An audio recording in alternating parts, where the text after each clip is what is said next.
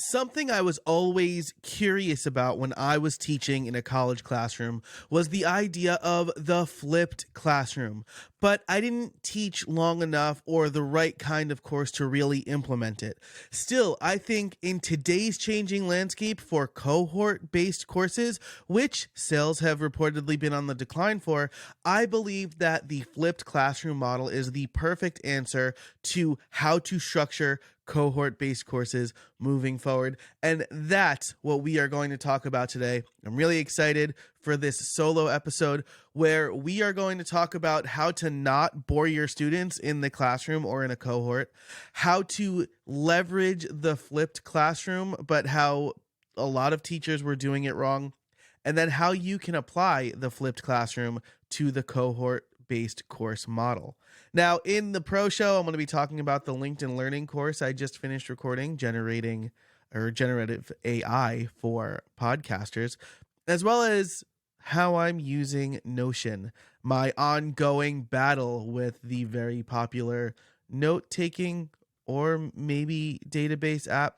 So we'll see how that goes. For all of the show notes and to sign up for the pro show, if you want ad-free extended episodes of this podcast, you can head over to howibuilt.it/332. That's howibuilt.it/332. Now, if you're listening in Apple Podcasts, I am so very few reviews away from 100 that if you enjoy this show, or you hate it, I guess, leave me a rating and review. I would deeply appreciate it. I'll even read it on the show. Okay, so let's get into the intro and then the episode. Hey everybody, and welcome to How I Built It, the podcast that helps busy solopreneurs and creators grow their business without spending too much time on it. I'm your host, Joe Casabona, and each week I bring you interviews and case studies on how to build a better business through smarter processes, time management, and effective content creation. It's like getting free coaching calls from successful solopreneurs. By the end of each episode, you'll have 1 to 3 takeaways you can implement today to stop spending time in your business and more time on your business, or with your friends, your family, reading, or however you choose to spend your free time. So longtime listeners of the show will know that I used to teach in the classroom at the University of Scranton. It was one of my favorite jobs. I loved connecting with the students, and I was teaching a few courses by the end of my tenure there. Computer science, programming 101, web development. But one of my favorite courses to teach was computer literacy. Every student, every freshman had to take this course. And to be honest, it was a little arcane. It was basically how to use a computer. It was originally invented, I'm going to say, by the computer science department in the early to mid 90s. And so it was a little bit outdated. And now other professors in the department treated this class like it was on autopilot. And actually one said to me as they were giving me an even bigger course load, well, Comp Lit, I mean, that's just on autopilot for you, right? And I mean, it wasn't. It's a computer class.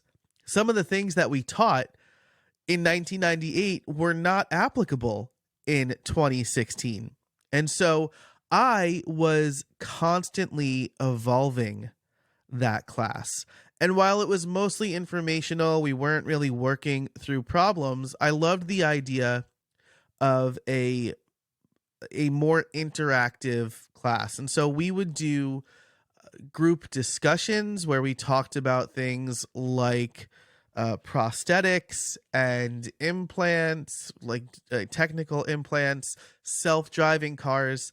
One of the things I would have my students do is a report on some emerging technology or some sort of interesting bit of technology that was coming out. And one covered the Luke arm, which is named after Star Wars, which I thought was really cool. One covered designer babies, which we mentioned a little bit on episode 330 with Cody Sheehy. So that was the first time I had heard about this idea that you could design your baby. And one student talked about the flipped classroom. So let's define what a flipped classroom is and why I liked the idea. So, according to Google Bard, I asked Google Bard. I already knew, but I wanted a formal definition, right? A flipped classroom is a type of blended learning where students learn new content at home and practice working through it at school. In a flipped classroom, students watch lectures or complete readings at home and then spend class time working on problem solving and other active learning experiences. The goal of the flipped classroom is to engage students and help them learn more. So I loved this idea because talking at somebody for 50 minutes is not going to help them, right?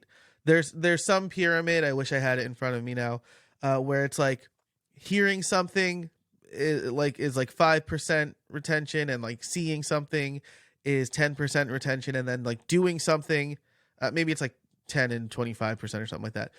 Doing something is like 70% retention, and teaching something is 90% retention. So those numbers are probably loose, but you get the idea, right? The more you engage with the thing you're learning, the more likely it is to stick. This is why I design all of my courses to be learn by doing courses. So I loved this idea because this was very learn by doing. But my students who had experienced the flipped classroom either in high school or in other college courses hated it because the teachers were abusing this model. And honestly, it's all about the implementation. So we are going to take a quick break to hear from our sponsors, and then we're going to talk about how teachers could possibly be abusing this flipped classroom model. Okay, so let's talk about how the flipped classroom was getting abused.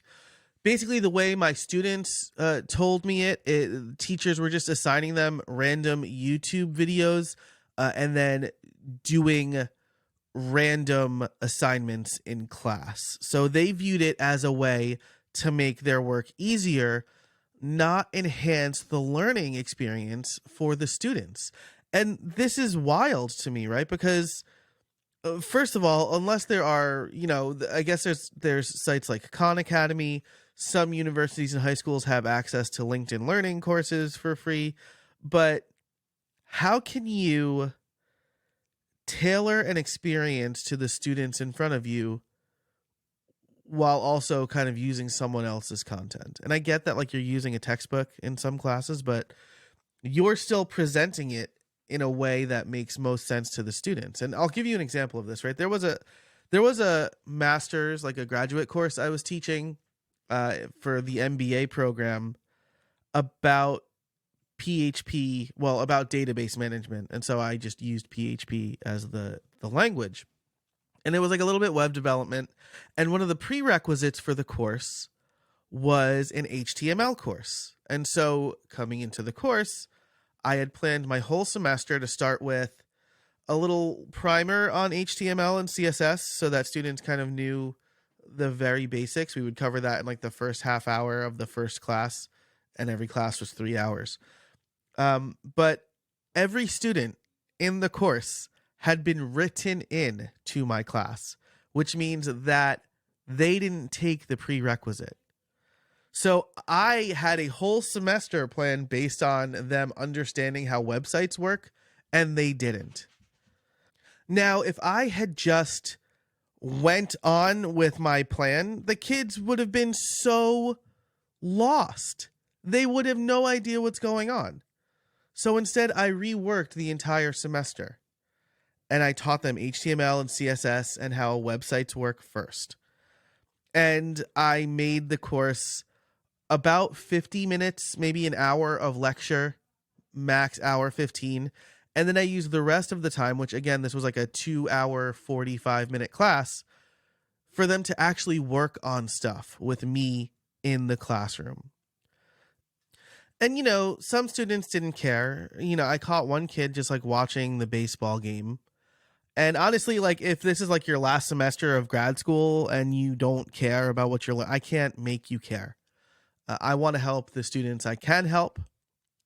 And right, if it's like a high school kid and they don't care, like, yes, they're probably not going to. But if you've decided to go to grad school and you don't care about the courses you're taking, I'm not going to stand and deliver in one semester, right? So anyway, that's a digression. The point being, you're not going to get people totally engaged, even if they're sitting in the classroom with you. Some kids just will not care, right? So the point being, the flipped classroom is not supposed to make the teacher's life easier.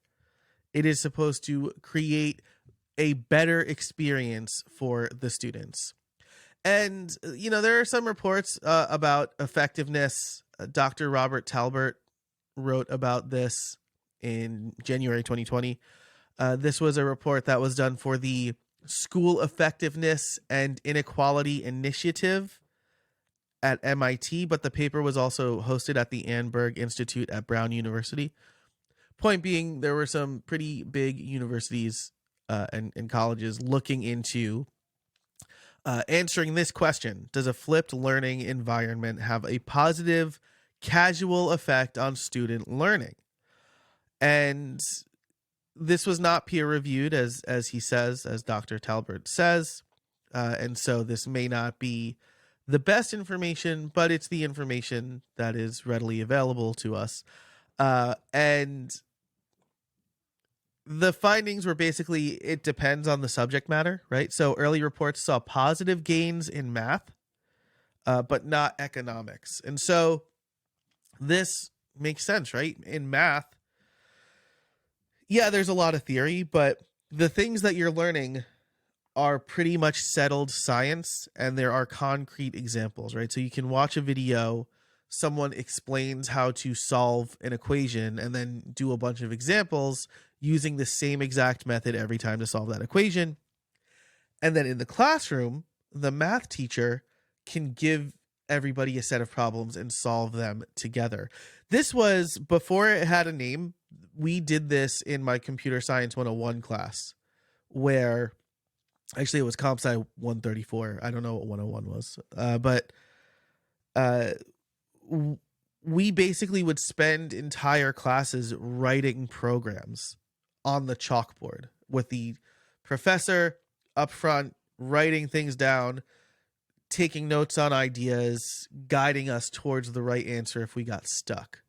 And so I think that this really works in certain situations, but economics, right? There are a lot of theories and moving parts, and like macroeconomics is one thing, but microeconomics is a different thing.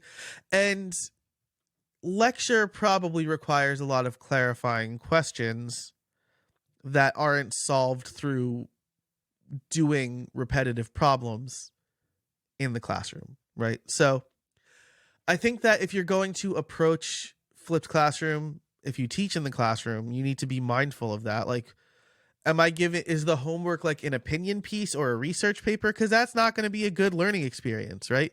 Class discussions could be really good, but if you're solving problems or kind of doing accountability work, perhaps a flipped classroom works. And of course, I'm thinking about this because I'm trying to think about how this applies to a cohort-based course model. In last week's episode with Kevon Chung, he talked about how he's flipping his cohort around a little bit. He'll be pre-recording lectures and then building on live calls. Sound familiar? I think, honestly, a cohort-based course is the perfect vehicle for the flipped classroom. And we've seen more and more of this. I've seen Justin Moore tinker with this with Creator Wizard and Brand Deal Wizard. And we've seen a decline across the, like, some cohort-based courses are doing super well, but across the board, cohort-based courses were extremely popular during the pandemic.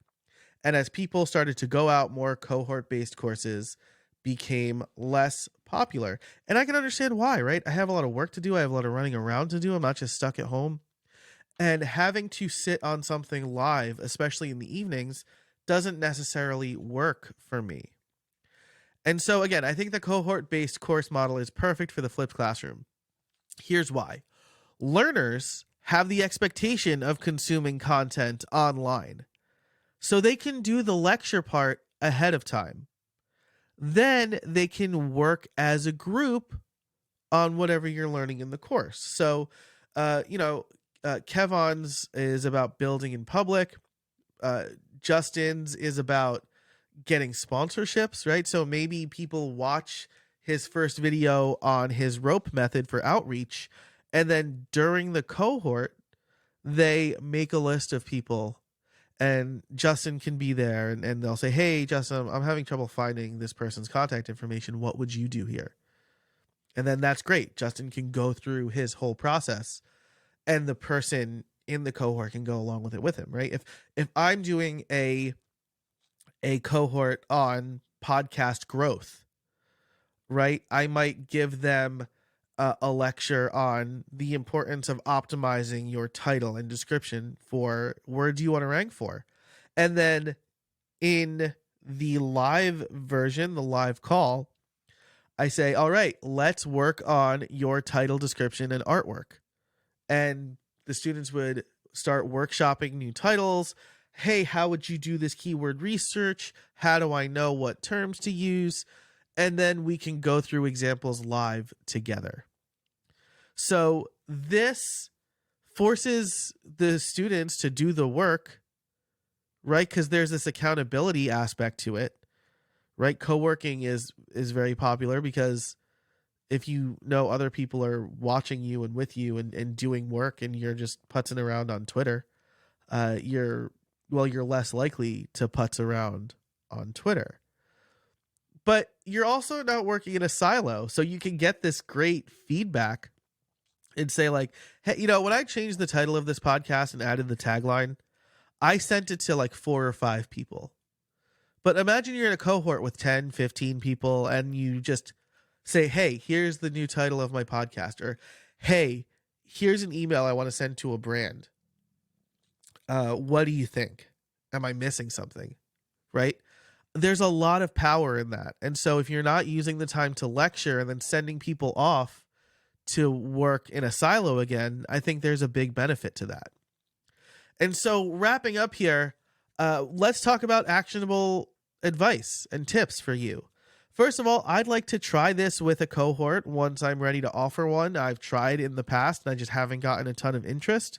And so I'm taking my time a little bit more, and I'm not going to rush this, right? But maybe the beginning of the year, I'll do like a launch a mini podcast cohort, right? Or launch a solo podcast cohort, where by the end of 8 weeks, we spent 8 hours working on your show. You watched my lectures or you watched my videos, and then we actually worked on the podcast together. But if you do offer one, or you're getting ready to offer one, here's what I think you should do. Structure the cohort to be 2 hours per week, but only one of those is live. So say, hey, I expect you're going to spend 2 hours a week on this cohort. On Wednesdays at 2 p.m. Eastern, we are going to meet and work through some of this stuff live. Between each live call, you are going to get approximately an hour-long lecture or an hour-long presentation, however you want to word it. Or even like a Notion document that I want you to look over, right? Maybe it's not an hour-long lecture. Maybe it's a half hour, right? This is the thing that you're going to do on your own, so that when you come to the live call, you'll be ready and we don't have to recap anything. You'll just know what we're going to work on. So 1 live hour or 90 minutes, like however you want to structure it based on the work you're doing. The rest is going to happen through like async communications, right? So you'll lay out the homework, which is the lectures or the presentations that you pre-recorded, or the Notion templates or whatever that you've created, and how it relates to the actual work you'll be doing on the live call. Then students can work through the presentation, lecture, whatever, asynchronously, ask any clarifying questions. You can spend the first maybe 10 minutes answering questions on the live call, and then you can walk students through the process one more time, answer questions, and get to work. Depending on the size, you can have hot seats, right? If you have like 6 people, right, maybe each person gets 10 minutes to talk through what they're working on, right? Maybe you have breakout groups so that it doesn't get like unwieldy and then you can kind of bounce around. But that's what I would recommend. Structure your cohort so that it's 2 hours per week. Maybe it's a half hour of homework, quote unquote, and 90 minutes live. But I think this is going to allow you to help students actually do the work. And yes, you're going to get students who don't care. You're still going to get people who sign up aspirationally and don't show up. Just like the kid who was watching the baseball game during the lecture. Well, which is like a really bold move. Whatever. Like, that's fine. Whatever he wanted to do, right? But you're going to overall get more engagement, and you're going to kind of force the students to work through the thing so that they have the real results at the end of your cohort. All right, that's it for this episode. Thanks so much for listening. If you want to hear my kind of updates on how I'm using Notion and thoughts about my LinkedIn Learning course, definitely sign up for How I Built It Pro. You can do that as well as get all of the show notes and everything we talked about over at howibuilt.it/332. I will also, with members, I'll share this planning document because I've been doing like a 3-act story sort of thing. So let me know if you figured out what the 3 acts were. And again, if you're listening at Apple Podcasts, I'm like so few reviews away from 100 that I would really appreciate a rating and review. Okay, that was too many calls to action. I just broke my own rule. So you know what? I'll link to Apple Podcasts. Just go to howibuilt.it/332. howibuilt.it/332. Thanks so much for listening. Thanks to our sponsors. And until next time, get out there and build something.